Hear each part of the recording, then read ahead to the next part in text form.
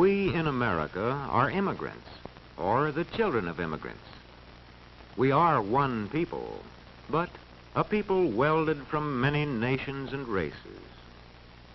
People who came to America during a vast migration from Europe to other parts of the world. In this migration, millions of Europeans left their homelands to settle in new countries across the seas. Almost 2/3 of them came to the United States.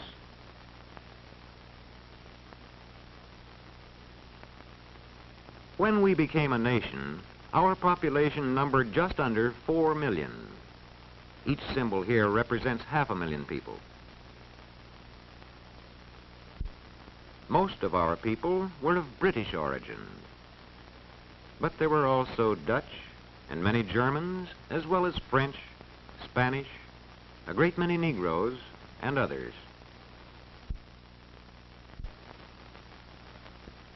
The era of the Great Migration from Europe began about 1820. During the following 70 years, immigrants came from Western and Northern Europe in growing numbers.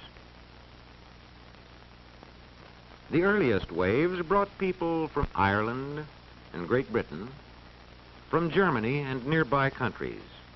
Later, the Scandinavians joined the migration from the north and west of Europe. Then, in the 80s, from the south and east they came as the migration fever spread deeper into Europe.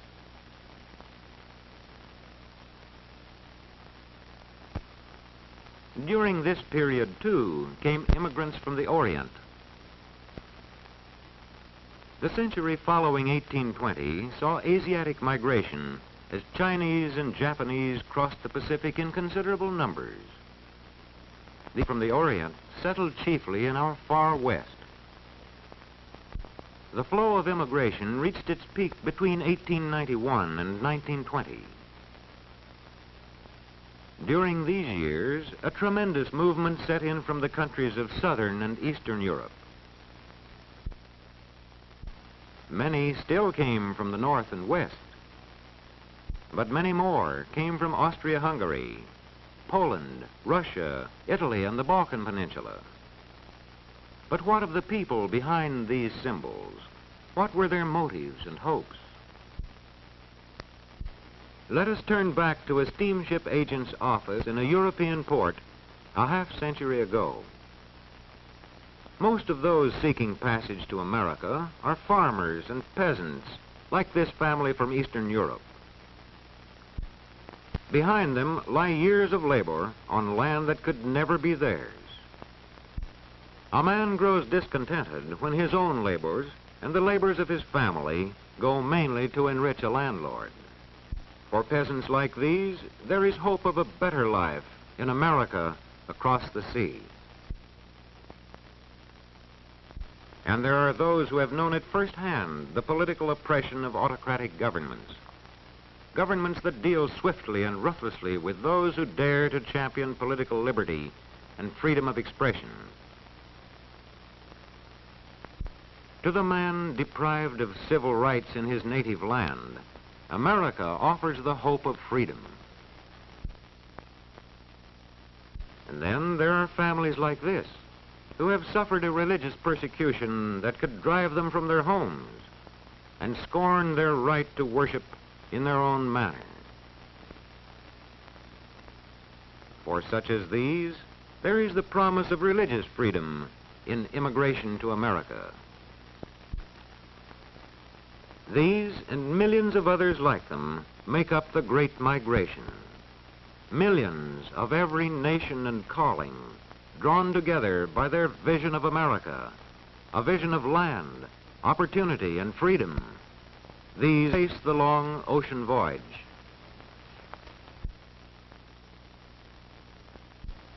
Then, immigration gateways like Ellis Island and examination immigration officials.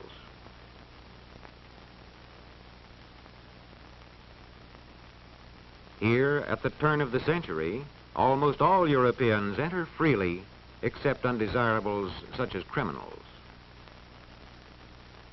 For all mules, there is a medical examination, to weed out those with serious illnesses and dangerous diseases.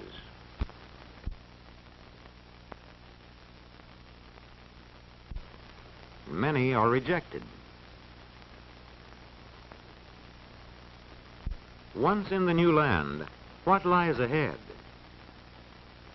These groups of Europeans that before 1890 spread rapidly westward to settle both on the farms and in the cities.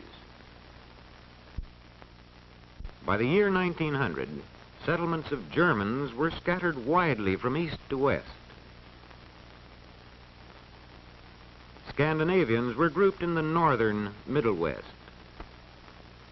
and the Irish were largely concentrated in the northeast.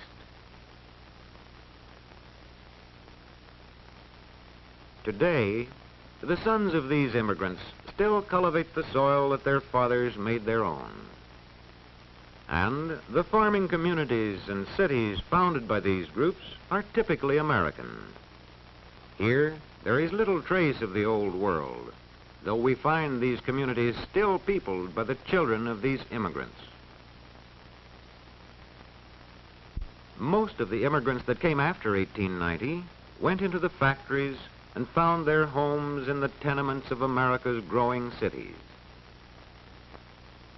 The crowded slums became America's melting pot. Sprawling communities of transplanted peoples, living side by side, but still diverse in languages and customs, as diverse as these shop signs that mark the immigrant neighborhoods. These communities posed an urgent question to America. Could these people of many nations become a part of the American way of life? In meeting this problem, many agencies played a part. The churches that preserved traditional ties in the midst of new surroundings. The newspapers that spoke to the immigrants in languages they knew.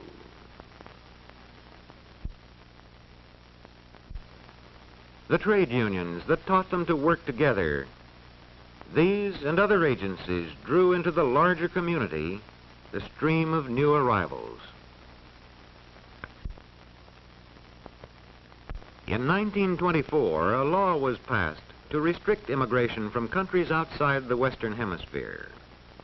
By this law, the number to be admitted henceforth was to be in proportion to the national origin of our country's population.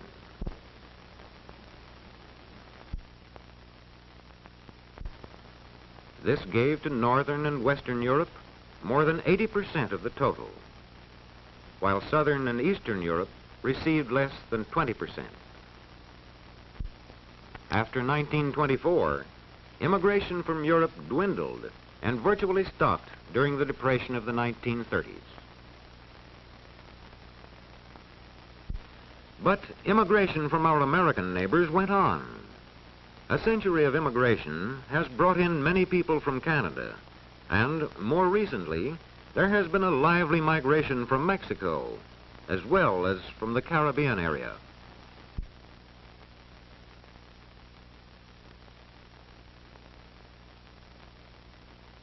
Today, these people of every nation and race have become Americans all, a people still diverse, but sharing common aspirations and drawn together in their common contribution of the skills and talents that have made America a great nation. The school has been a most important influence in the making of Americans. Here, the meaning of our country, its institutions, and its culture reaches the children of every community and race and origin. Here, too, the latest arrivals from abroad, young and old alike, have an opportunity to study the language and history of America. These people are preparing for an important step, admission to citizenship. Here, they come to testify to their fitness to become once and for all a part of the United States of America. Longs the promise of long ago. Send these, the homeless, tempest-tossed, to me. I lift my lamp beside the golden door.